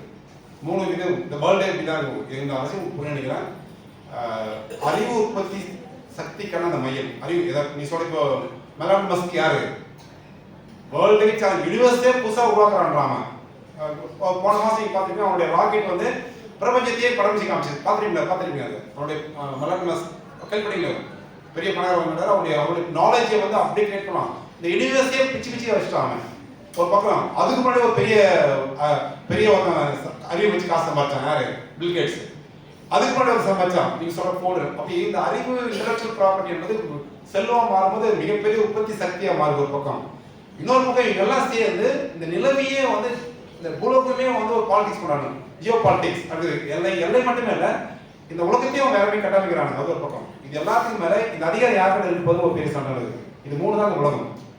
இதுக்கான அதிகாரமும் யார்கிட்ட இருப்பது? அமெரிக்காவா, சைனாவா, அது இது ரெண்டும் சேர்ந்து இன்னொரு முதலாளிகளா? நல்ல கவனிங்க மக்களே, ரொம்ப வலியான விஷயம் சொல்லக்கூடாது. அதாவது கொரோனா வந்த டைம்ல சாதாரண ஒரு 50 பைசா பேராசிட்டமால் இந்த டோலோ அதை கூட நீ கூடாதுன்னு சொல்லிட்டான். உலகத்தையே தம்பிக்கு வச்சுட்டான் ஒருத்தன். 1000 கிலோமீட்டர் வந்து அந்த வெயில்ல இடுப்புல குழம்பு வச்சு தலையில குழம்பு வச்சு அவருடைய புதிய சுமந்து வெயில் நடந்து செத்து போனாங்க. ஒருத்தர் கூட மோசமா இல்லை. அப்படியே வெடி பார்த்தாங்க. ஒரு அட் டைம்ல ஸ்டாப் பண்ணாலும் முடிஞ்சது. சுவிட்ச் ஆஃப் பண்ண பண்ணாங்க. சுவிட்ச் ஆஃப் பண்ணா எப்படி முடிஞ்சு அவங்க ஒரு காலம் முடிச்சாங்க. எதுவுமே பண்ணாங்க. சம்பிக்க வச்சாங்க. நடந்துச்சா இல்லை நம்ம ஊர்ல?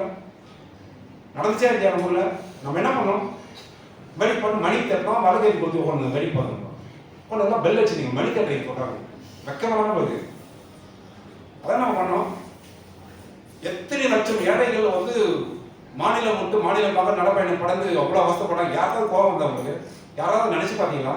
எப்படி நடந்தது?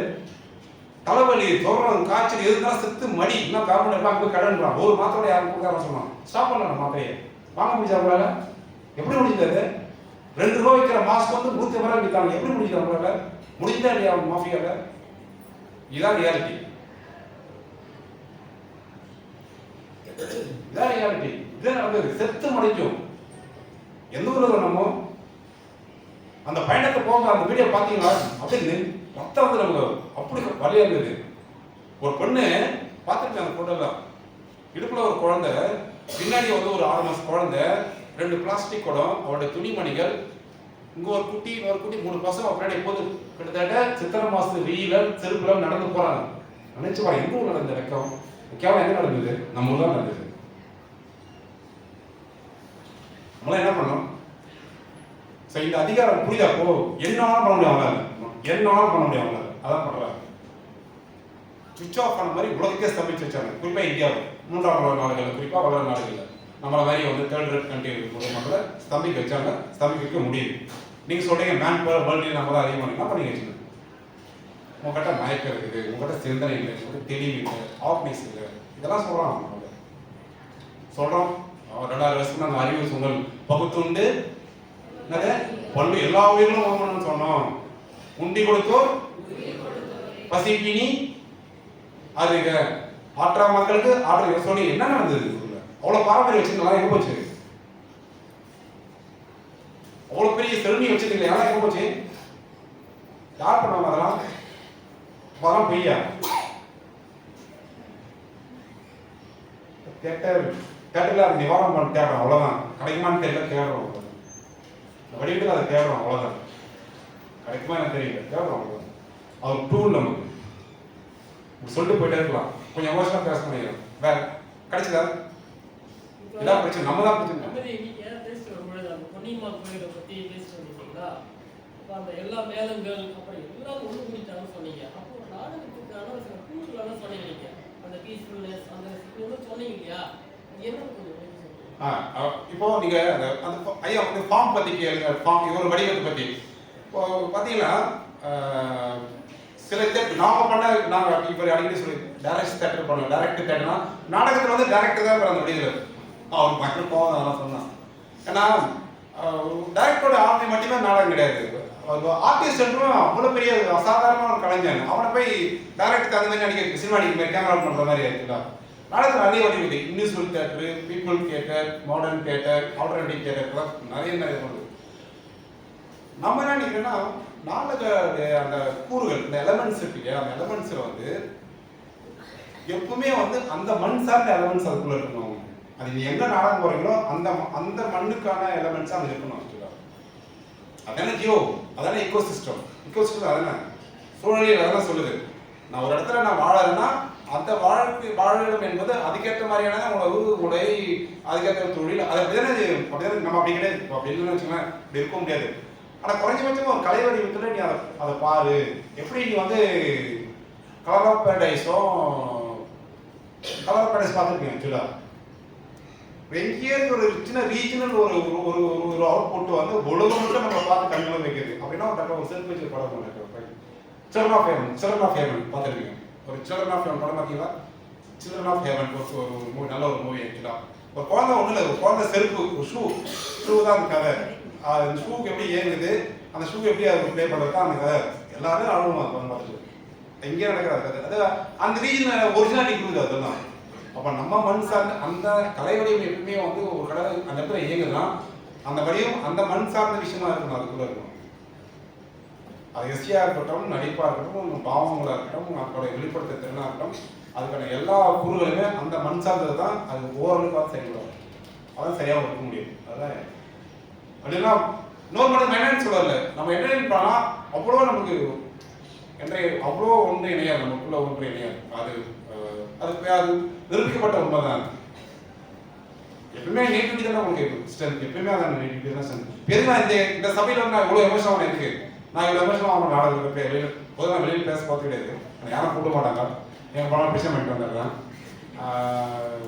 பெரும்பாலும் கூப்பிட்டு கிடையாது. ஐயா கூப்பிட்டாருன்னா எங்களுக்கு அன்பு கூப்பிட்டாரு. சரி, அவர் வேறு எப்படி தான் என் மேலே அன்பு அவர் வெளிப்படுத்த முடியாதனால கூப்பிட்டாரு. இப்போ மாதிரி எனக்கு வெளியில் கூப்பிட்டு கிடையாது. பெரும்பகுதி கூப்பிட்டு கிடையாது. என்னால் என் வாய்ஸ் சும்மா இருக்கிறது கொஞ்சம் ஓரம் பேசிடுவாங்க, கொஞ்சம் நியாயம் பேசிடுவாங்க. வேற ஒன்றும் இல்லை. இங்கே ஏன்னா எல்லாமே இது நம்ம சபை வந்து ஒரு எவ்வளோ ஸ்பேஸ் இது இருக்கு. நான் அதாவது அவ்வளோ நீங்கள் சொன்ன உங்களுக்கு அவர் சொல்ல நினைக்கிறேன். எத்தனையோ மதியங்களில் வந்து இவரை பாட்டு கேட்டு பசியா இருக்கு. நான் ஒரு பாட்டு கேட்டு பயங்கரமா பாட்டு பாடிக்கிறாரு உங்களுக்கு. எத்தனையோ இடங்கள பசி, அதை வச்சு பயமுதிக்கிற அந்த விஷயம் சத்தம் போட்டிலாம் வரும் இல்லையா, அப்பெல்லாம் நான் ஒன்றும் பண்ண முடியாது. ஜோதிடே அப்படின்ட்டாங்க, அப்படி அவருமே பாடுறாங்க. எத்தனையோ கலப்பான நேரம் பாடுவார். அப்படி உருவி பாடுவாரு. பாடா திட்டுவார். தாளம் அது அந்த அப்படி திட்டா பாடாது. நான் சரி பாடன்னு விட மாட்டாங்க. தாளம் இல்லை அதுன்னு சொல்லுவாங்க. நமக்கு எதுக்கு அதெல்லாம் சரி விட்டுருக்கு. அது வேற. இவர் வந்து பாட்டு பாடி எப்படி போவாரு, நம்ம கையில் ஆடி எடுத்துருவோம். ரெண்டு ஆப்போசிட் வந்து ஒரே டாக்கு தான், முறைகள் வேற வேற வரும். அவங்க எல்லாம் சுத்தமாக இருக்கணும், கரெக்டாக இருக்கணும், கொஞ்சம் கூட மாறி போகிறாரு. அப்போதான் கரெக்டாக இருக்கும். சரிதான், ஒரு கலைஞர் இருப்பது தப்பு கிடையாது. நம்ம கிட்டே நம்ம என்ன பண்ணுறது வேற. ரொம்ப எமோஷனாக வேணும். கொஞ்சம் அகாடமிக்காக எதாவது பேச மாதிரி ஒரு 2 நிமிஷம் அப்படிங்க பேசுவோம். ஒரு 5 நிமிஷம்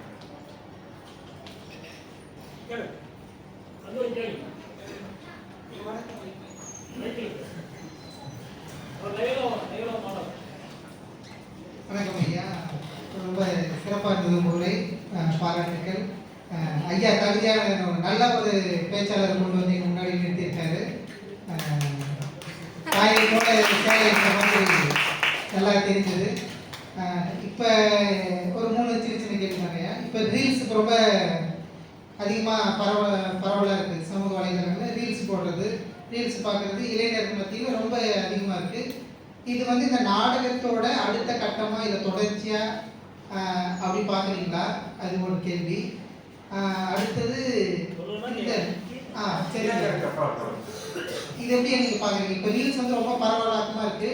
இது நாடகத்தோட அடுத்த கட்டம், இல்லை அடுத்த வளர்ச்சி காலத்துக்கு ஏற்ற மாதிரி மாறிட்டே வரும்பொழுது இது வந்து நாடகத்தோட அடுத்த வளர்ச்சி. ஏன்னா சினிமாவிலேருந்து இப்போ ரீல்ஸ்னு வந்துச்சு 30 செகண்டில் ஒரு மெசேஜ் ஏதோ ஒரு கன்வே பண்ணிடுறாங்க. அந்த 30 செகண்ட் இறுக்கி பிடிச்சி வச்சிடுறாங்க. நாமளே சொன்னீங்க. அப்படி பார்க்கும்பொழுது இந்த நாடக நடிப்பு இதோட தொடர்ச்சியாக இந்த ரீல்ஸ் இருக்கிறத நீங்கள் பார்க்குறீங்க. இது நீங்கள் இது வேற தளமாக இருக்குது அப்படின்னு பார்க்குறீங்களா? இல்லை கண்டிப்பாக உங்களுக்கு புரிய நினைக்கிறேன். சாப்பு கோட்பாடு படிச்சிருக்கீங்க, ரிலேட்டிவிட்டி தேரி. எவல்யூஷனுக்கு அப்புறம் ஒரு தேரி சொல்லுவாங்க. அன்னைக்கு அதெல்லாம் நீங்கள் படிச்சுங்க. ரிலேட்டிவிட்டி தேரினா உலகத்தில் எதையுமே தனி கிடையாது, ஒன்றை ஒன்று சார்ந்திருக்குது. கண்டிப்பாக அது சொல்லுவாங்க ஊரில் உங்களுக்கு வித்தாம் பெரிய மாந்து வந்து குச்சாதாரா அடிவாங்க என்று சொல்லுவாங்க. கண்டிப்பாக ஒன்று ரிலேட்டட் தான், மீடியம் தான் வேறு, டூல் தான் வேறு, எல்லாம் கண்டினியூட்டி தான். கண்டிப்பாக நாடகத்தோட அடுத்த ஆக்ஷன் அடுத்த சினிமா வந்தது. அப்புறம் வந்து நீங்கள் சொல்கிற அந்த கேமராக்குள்ள வந்தது, அப்புறம் டிஜிட்டல் வந்தது, எல்லாம் வேறு வேறு கண்டென்ட்டுக்குள்ள வேறு வேறு ஃபார்முக்குள்ளே வேறு வேறு மீடியத்தில் வருது. ஆனால் விஷயம் என்னன்னா நம்மளை பற்றி தானே பேசுகிறாங்க சார். பர்ஃபார்மன்ஸ் தான் நல்லா இருக்காது, பர்ஃபார்மன்ஸ் தானே அவ்வளோதான். மீடியம் தான் வேறு, அவ்வளோதான். கண்டிப்பாக தொடச்சிதான், 100% தொடச்சிதான். மீடியம் வேறு, அவ்வளோதான். இன்னைக்கு ரீல்ஸ் இந்த ஒரு மீடியம் கூட மாறலாம். சொல்கிறாங்க என்ன சொல்கிறாங்கன்னா, இப்போ நடக்குது ஆக்சுவலாக. இப்போ எதுவுமே இல்லை என் கையில் சிப் இருந்தால் இப்போ நான் என்ன பண்ணுவேன், அந்த சிப் அப்படி ப்ரோசர்னா இங்கே விஷுவல் வந்துடும். ஆக்சுவலாக சொல்கிறாங்க, நடக்குன்னு சொல்கிறாங்க. கையில் சிப்பு எல்லாருக்கிட்டையும் சிப் வந்துடும். அந்த சிப்பு நான் போட்டுட்டு நான் வந்து இந்த சிப்பை வந்து இப்படி சொடுக்கணும்னா அந்த சொடுக்கிற அந்த சென்ஸ்லேயே வந்து என்ன வந்து நான் நினைச்சேன்னா அது கனெக்ட் பண்ணிட்டு எனக்கு விஷுவல் வந்துடுமா. இப்போ லேசர் அதான வந்து லேசர் அதான பண்ணுது, ஆக்சுவலாக சென்சர் அதான பண்ணுது. சென்சரில் போய் நீ தொட்டினா எல்லா விஷயமும் மாறுது இல்லை சென்சர். அதுக்கு நினைச்சப்ப வந்து அட்வான்ஸ் பண்ணிடுறாங்க. பட் அது எல்லாமே வந்து நீ எல்லாரும் உங்களுக்கு கிண்டலாக சொல்ல மாட்டான். அதெல்லாம் சோர்படாது கண்டிப்பாக, அதெல்லாம் ஏறுபடாது கண்டிப்பாக, அதெல்லாம் தண்ணி பாய்ச்சாது. எப்போ நம்மளுக்கு விளையாடிட்டு இருக்கோம், நம்மளை அடிச்சு வைக்கும். அதான் நம்மளை அடிச்சு வைக்கும், நம்மளை மயக்கி வைக்கும், நம்மளை சாப்பிட்டுட்டே இருக்கும், நம்மளை விழுங்கிட்டே இருக்கணும். நம்மளை கதை நம்ம என்ன பண்ணணும், அதை நம்ம விழுங்காமல் நமக்கு என்ன தேவையோ அது ஒரு ஸ்மார்ட்டாக ஹேண்டில் பண்ணி வைக்கணும். என்ன ஹேண்டில்னா அது நம்ம விழுங்க வேண்டாம், அட்லீஸ்ட் அப்சர்வ் பண்ணிட்டு கொஞ்சம் அவர் சொன்ன மாதிரி அது கொஞ்சம் தள்ளி பார்த்துட்டு சிட்டிஸ் இருக்குது அது கூட இன்வால்வ் ஆகாமல் அது தேவையானதை எடுத்துக்கணும், அதை விட்டுடணும். அதுக்கு நான் சொல்கிறேன் அவேர். இந்த ஹியூமன் பீயிங்ல இந்த மனித சமூகம் ஒழுக்கம், அதெல்லாம் ஒழுக்கமாகனு சொல்லிட்டு நம்ம என்ன சொல்லலாம், அவேராக இருக்கணும். இது சரியா தவறான்றதுக்கான குறைஞ்சபட்ச அவேர்னஸ், குறைஞ்சபட்ச அந்த புரிதல். சரி, ஓகே, குட். அப்புறம் என்ன அப்புறம் நம்ம வேலையை பார்த்து போயிட்டு இருக்கணும். என்ன சொல்றாங்கன்னா பெரிய சோசியல் சயின்டிஸ்ட்லாம் நீ எவ்வளோதான் அவேராக இருந்தாலுமே மறுபடியும் இன்னும் உங்களை அதுக்குள்ள மயக்கிறதுக்கு வேற ஏன்னா இதுதான் வந்து உங்களுக்கு தெரிஞ்ச விஷயம் தான். நம்ம எல்லாருமே வந்து மக்கள் கிடையாது, நம்ம எல்லாம் கன்சியூமர். அதானே அவனை பற்றி நம்ம கன்சியூமர், அவ்வளோதான். நீ கன்சியூமராக எப்போ இருக்கியோ அதற்கு நீ இப்படி தான் இருப்ப. நீ மக்களாக மாறுது, கன்சியூமராக இருக்காது. இந்த சின்ன வித்தியாசம் தான். ஆனால் மக்களாக மாறுறது கொஞ்சம் கஷ்டம். நம்ம எப்பவுமே கன்சியூமர் தான், நுகர்வோர் தான். நம்ம எப்பவுமே ஏதாவது ஒன்று தெரியும். நீ எப்போ அந்த நுகர்வோர்லேருந்து வெளியே வந்து அவங்க அழகாக போடா, நீ சொல்ல நான் வாங்கிடணுமா, நீ சொல்லிட்டா நான் கேட்டுணுமா, நீ சொல்லிட்டா நான் பார்த்துணுமா, நீ என்னைக்கு நீ கன்சியூமர்லேருந்து கொஞ்சம் வெளியே நிற்கிறியோ அன்னைக்கு கொஞ்சம் மாற்றம் நடக்கும். நம்ம ஆனால் நடக்காது, நடக்காது, அப்படியே இருக்காது. அப்படிலாம் ஃப்ரெண்ட்ஸ் பிடிச்சி நடக்காது, தொழில் பிடிச்சி நடக்காது, இது நம்ம ஊரில் நடக்காது, இவ்வளோ பெரிய ரெவல்யூஷன் நடக்காது இல்லை. ஆனால் அந்த ரெவல்யூஷனுக்கு வந்து ஒரு பரிணாமம் இருக்குல்ல, அது ஒரு ப்ராசஸ் இருக்குல்ல, அது நடக்கும். நம்புவோம், அதுதான் உண்மை. வந்து இப்போ திரைப்படங்களே கிராபிக்ஸ்னு மிகைப்படுத்தப்பட்ட காட்சிகளாக இருக்குது. சினிமா பேசுறா சினிமா அது சம்மந்தமாக தான் அரங்கு அப்போ இருக்கிறப்ப இப்போ இந்த நாடக இப்போ அவரே தோழர் சொன்னார், அதை கற்றுக்க போகிறவங்க 4 பேர் தான், அதை எண்ணிக்கை குறைஞ்சிட்டாங்கன்றாங்க. பார்வையாளர்களோட கிட்ட இன்னும் இந்த நாடகம் போடும் பொழுதோ எங்கே நிகழ்த்தும் பொழுதோ பார்வையாளர்கள்ட்ட இன்னும் அந்த வரவேற்பு இருக்குங்களா? அது தெரிஞ்சுக்கணும். கண்டிப்பாக முன்னாடி கம்மி தான், அதில் எந்த மாற்றம் கட்டும் இல்லை. முன்ன வந்து ஊராக போய் ஊரில் நாடகம் கூத்தோ நாடகம் நிகழ்னா எல்லாரும் பாய் கொண்டு போய் போட்டு அங்கேயே உட்காந்துட்டு தனியாக போய் பார்த்து சொல்லி தூங்கிட்டு எழுந்திரிச்சு பார்த்து நினச்சி பார்க்கலாம். இப்போ அது குறைஞ்சிச்சு. ஏன்னா ஒன்று எல்லாரும் அதுக்கு முன்னாடி இருந்த வாழ்வியல் முறை வேறு. அதுக்கு முன்னாடி வாழ்வியல்னா ஒரு ரூம் தான், ஒரு ரூமுக்குள்ள தான் எல்லாமே இருக்கும். அடுப்புலேருந்து படுப்புலேருந்து எல்லாமே இருக்கும். இப்போ எல்லாருமே பரவாயில்ல, அந்த குடிசை திட்டமாக அந்த குடிசைன்ற சிஸ்டமாக மாறிச்சு. குறைஞ்சபட்சம் 2 ரூமா இருக்குது. அப்படிலாம் ஒரு ப்ரைவசி இருக்குது எல்லாருக்குமே. அவனுக்கு தேவையான வீட்டுக்குள்ள இருக்கக்கூடிய சூழ்நிலை உருவாச்சு. அவன் போய் மறுபடியும் கலந்து போனே தேவை இப்போது இல்லாம பாய் எடுத்து போயிட்டு அவங்க போய் அங்கேயே படுத்து தூக்கிட்டு அங்கேயே பார்த்துட்டு மறுபடியும் தூங்கி இப்படி பார்த்துட்டு மறுபடியும் படுத்துட்டு அப்புறம் விடியால் எல்லாம் கொடுத்து வீட்டால் வந்து அப்புறம் வேலைக்கு போனதுதான் தேவை. ஏன்னா வாழ்க்கை முறையே மாறிச்சு, உங்களுக்கு கட்டமைப்பு மாறிச்சு. உங்களுக்குள்ள என் ஊரில் பார்க்குறேன், ஃபோனில் கூட சொன்னேன், என் ஊரில் பார்க்குறேன் ஒரு குடிச்சு கூட இல்லையா உங்களுக்கு. அப்போஸ் நான் நினைக்கவே சொல்ல பெரிய மாற்றம். இந்த வாழ்வியல் முறையே அவனை மாற்றிருக்காரு. நாடகம் போன அவசியம் இல்லை. ஏன் அவன் நாடகம் வரணும் முதல்ல? ஏன் நிறைய வரணும்னா நான் இதெல்லாம் அவன் பிறகு இருக்கு. அவனுக்கு தேவைப்பட்டா வரான். என்ன வரணும் எப்படின்னா நீ டூல் அப்படி ஸ்ட்ராங்காக கொடுவாங்க வருவான். நாடகம் கலையை வரலாம் வருமானம் யாரும் அப்படி யாரும் இல்லை, அப்படிலாம் யாருக்கும் இல்லை. அவன் வேலை செய்கிறாங்க. பட் அவனை அட்ராக்ட் பண்ணி தான் வருவான். எப்பவுமே வருவான். நீ பெரிய பெரிய பங்களாதான் வந்துடுவாங்க. நான் அது தேவையாக இருக்கணும், அவனுக்கு அது தேவையாக இருக்கணும். அதை நம்ம புரிஞ்சுக்கணும். ஆற்று நோக்கி தான் மக்கள் போகணும். ஆக்சுவலாக இதான் நடக்குது. ஆக்சுவலாக வருவான். ஆனால் இப்போ வரல. கண்டிப்பாக எடுக்கும்போது தேடி வந்திருக்காங்க. ரொம்ப நன்றி ஐயா. அடுத்து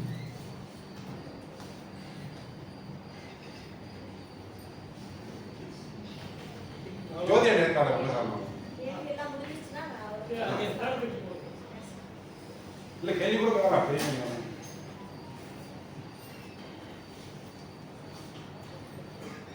அவங்க பேராசிரியர் ஜோதிராணி, கே ஜோதிராணின்னு பேரு. கே குணசேகரன் சொல்லிக்கிறேன். ஓய்வு பெற்ற பேராசிரியர் ஓய்வு கிடையாது, அவங்க பணியில இருந்து நிறைவு பெற்றாங்க. சம்பளம் மாட்டாங்க. அது கூட பாதி வருது சம்பளம். சென்னை பல்கலைக்கழகத்தின் இலக்கியத்துறை சார்பாக நடைபெற்றுக் கொண்டிருக்கக்கூடிய இந்த அரங்கு சார்ந்த பொழிவு மிக சிறப்பாக நடந்து கொண்டிருக்கிறது. இந்த வேளையில் துறை தலைவர்கள் இருவருக்கும் என்னுடைய வணக்கம். என்னுடைய நண்பர், என்னுடைய நாடக நண்பர் அல்ல, என்னுடைய நாடக தம்பி, இயக்குனர், பேராசிரியராக அவங்க பேசிட்டு இருந்தாங்க இல்லையா. நாடகத்தால் நாங்கள் இணைந்த உறவுகள். எங்களை யாராலையும் இனிமே என்னுடைய பிள்ளைகளுக்கு தாய்மாமன் என்று சொல்லக்கூடிய அதற்கான ஒரு பலம் நிறைந்த நாடகம். ஒரு தொலைபேசியில் தொடர்பு கொண்டால் அக்கா சொல்ல அப்படின்னு சொல்லக்கூடிய இந்த குரல் எப்பொழுதுமே ஒரே மாதிரி குரல் தான். ஒரு மாதிரி குரல் அல்ல, ஒரே மாதிரி குரல். இப்படி நாடகம் எங்களை ஒரு குடும்பமா ஒரு செகண்ட்ல சொல்லி முடிச்சா அப்படி குடிசை காணா போச்சு இல்லையா. நாங்க எல்லாரும் குடிசையில வாழ்ந்தோம். ஏன் நாடகத்துக்கோ ஒரு கலை நிகழ்ச்சிக்கோ இந்த பொம்பளை பிள்ளைகளையோ ஆம்பளை பிள்ளைகளையோ ஒன்னா சேர்த்து வீட்டுல இருந்து அனுப்ப மாட்டேங்கிறாங்க அப்படின்னா, இந்த சொல்லும்போது உண்மை, நிஜம், உண்மை, மெய், மெய் அறிவு, அந்த மெய் உங்கள்கிட்டையும் இல்லை வெளியிலையும் இல்லை அப்படின்றத இந்த சமூகம் பெற்றோர்கள் உணரும் அளவிற்கு நீங்கள் தரவில்லை.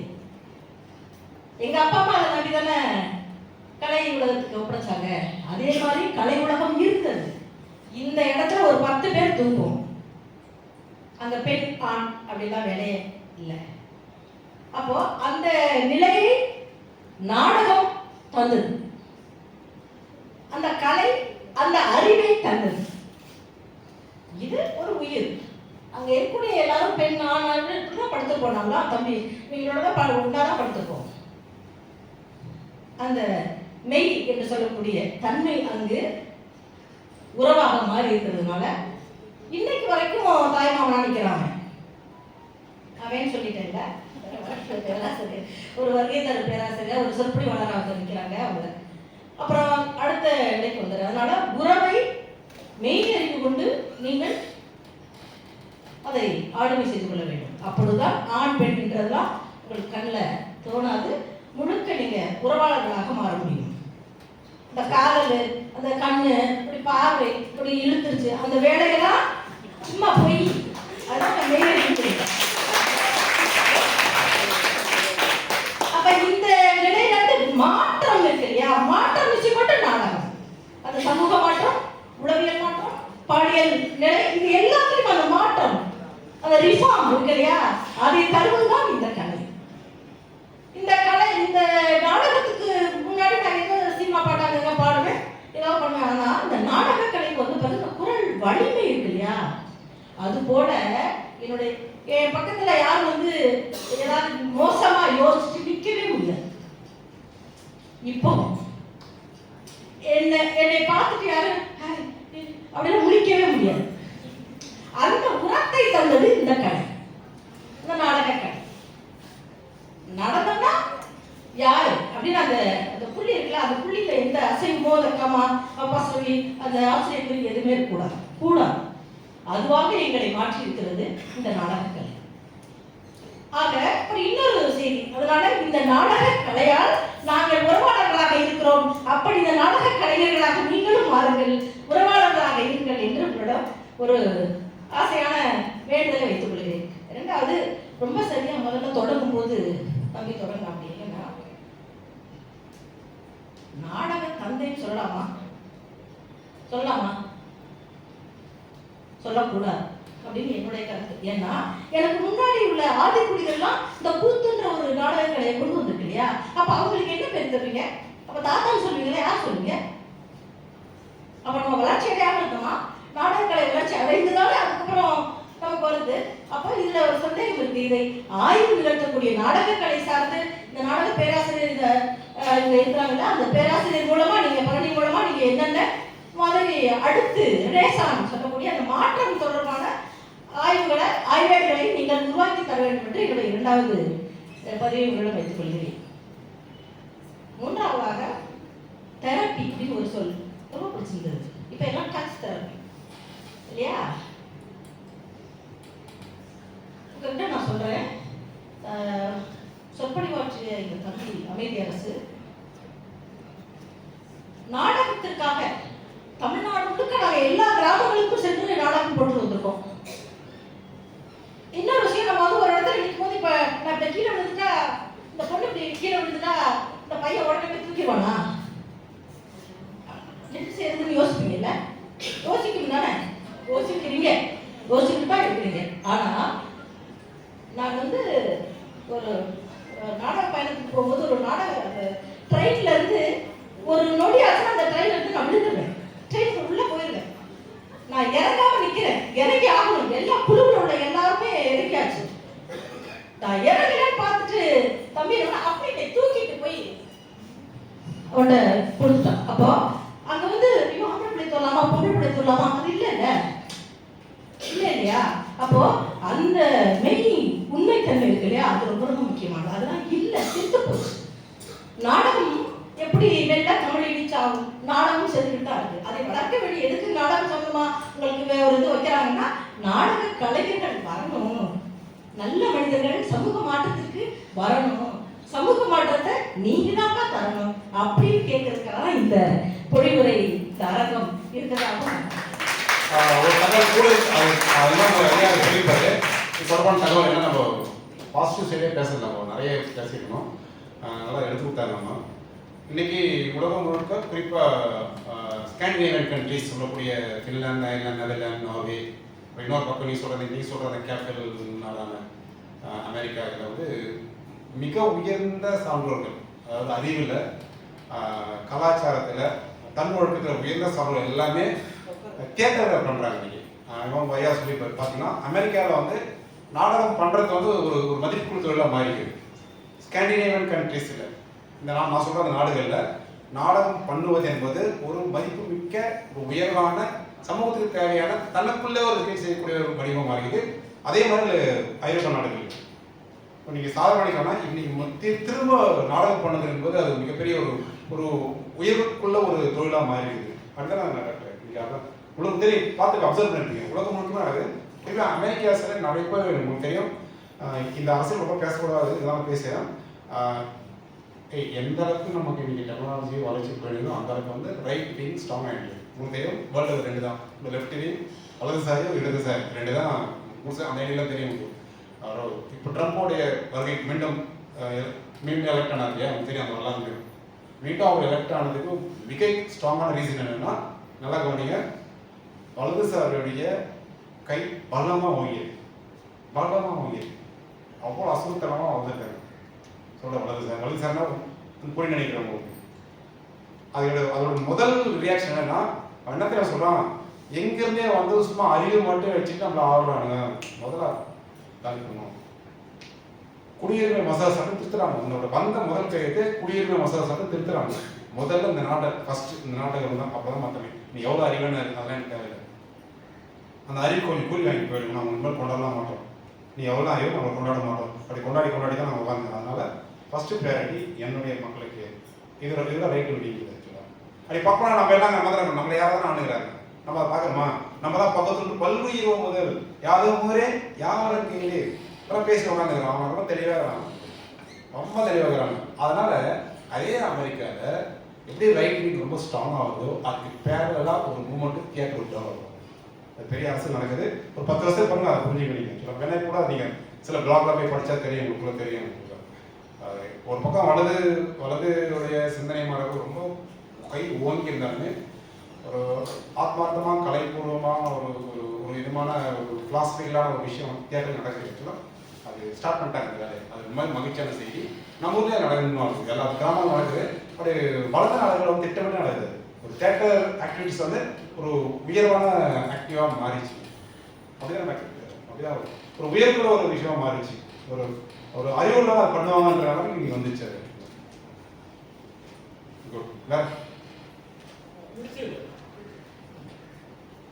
எனக்கு ஒரே ஒரு செய்தி மட்டும்தான். தெரப்பின்ற ஒரு சொல் பயன்படுத்துறாங்க இல்லையா, அது நாடக கலைஞர்களுக்கு அது வந்து ஒரு உரம் ஏற்றுவதற்கான ஒரு தைரியத்தை தரும், நம்ம நெஞ்சுரம் தரும்.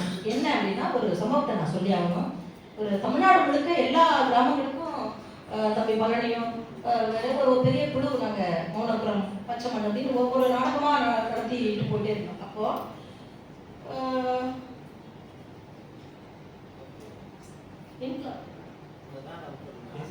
அப்போ ஒரு ஒரு சம்பவத்தில் ஒரு ஆக்சிடென்ட் நடந்துச்சு. அந்த இதில் வந்து தம்பி வந்து ஹாஸ்பிட்டலில் இருக்கா. அப்படி நான் உள்ள ஐசியூவில் போய் பார்க்கணும். பார்த்தா அவனால் பேசவே முடியல. ஆனால் அவன் பேசவே கூடாது, பேசவே முடியல. ஆனால் அவனுடைய கண்ணு மட்டும் திறந்துருக்கு. அப்போ அவன் என்கிட்ட பேசுறான். நம்புறீங்களா? கண்ணு திறந்திருக்கு. கண்ணால நான் எனக்கு என்ன சொல்லணுமோ அந்த செய்திகளை சொல்லக்கூடிய அந்த ஆற்றலை, அந்த பாடி லாங்குவேஜ் இருக்கு இல்லையா, அதை கண்ணுக்கு உரிய அந்த சைகையில எனக்கு சொல்லி, நீ ஒண்ணு தைரியமா இருக்கு, ஒண்ணு இல்லை, நான் வந்துடுறேன், ஒண்ணும் இல்லை. ஆனா அந்த கால் வந்து உடைஞ்சு இருக்கு. அது ரொம்ப பார்த்தாலே நம்ம வந்து துணி உடிச்சு செத்து படைக்கிற நிலையில நிக்கிறேன் நான். ஆனா எனக்கு அவன் தைரியம் சொல்றான். அந்த கண்கள் இருக்குல்ல, அது நாடகம் தந்த ஆளுமைக்குரிய கண்கள், அந்த தெரப்பி.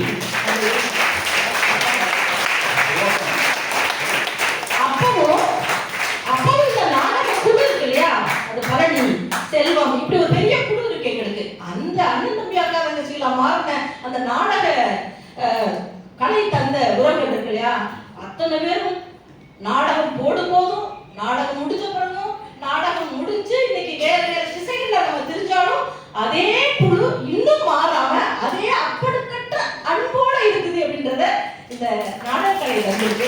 அந்த வகையில் இன்னைக்கு இந்த வாய்ப்பு கிடைத்த இந்த துறைக்கு, இலக்கிய துறைக்கு நான் நன்றி சொல்லிக் கொள்கிறேன். தம்பிக்கு நன்றி. இது ஒண்ணும் இல்லை, நம்ம படிச்ச சங்கிலியும் சொல்லத்தான், கொடுப்பதும் குறையாது, கொள்வதும் முறை கிடையாது. அவ்வளவுதான், வேற என்ன போதும். நன்றி. பெருசா நன்றிலாம் சொல்றதில்லை, என் வீட்டு நான் நன்றி சொன்னோம். மிக்க நன்றி, வாழ்த்துக்கள்.